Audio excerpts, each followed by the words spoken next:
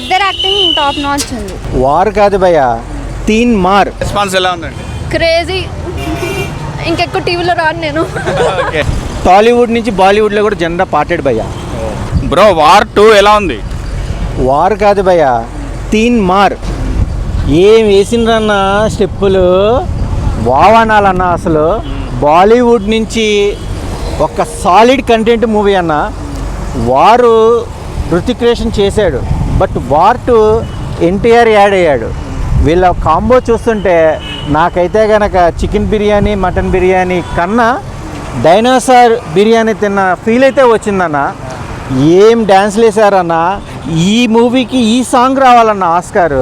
రామ్ చరణ్ ఎన్టీఆర్ RRRలో తీసుకున్నారు, కానీ ఈ మూవీకి కూడా వీళ్ళ పర్ఫార్మెన్స్కి మన NTR performance, Hrithik craze screen మీద చూస్తుంటే నాకైతే కనుక మెంటల్ ఎక్కువైంది భయ్య. సాలిడ్గా ఉందన్న, అసలు ఎక్కడా తగ్గకుండా. మ్యూజిక్ కూడా బ్యాక్గ్రౌండ్ మ్యూజిక్, సాంగ్స్ మ్యూజిక్ హైలైట్గా అనిపించాయి. ఫోటోగ్రఫీ అయితే సూపర్. పెట్టిన 300లకు సాటిస్ఫైడా?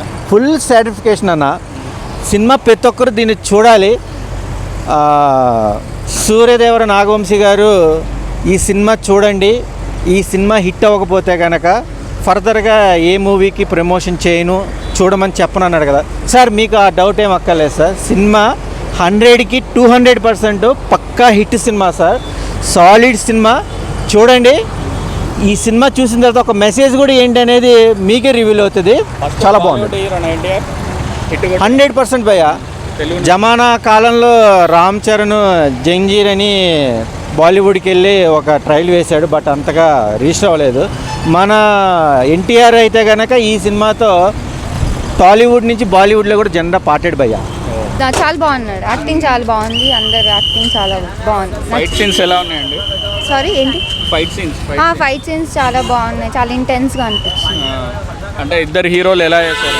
ఇద్దరు యాక్టింగ్ టాప్ నాచ్ ఉంది. చాలా బాగుంది. Block buster. Block buster.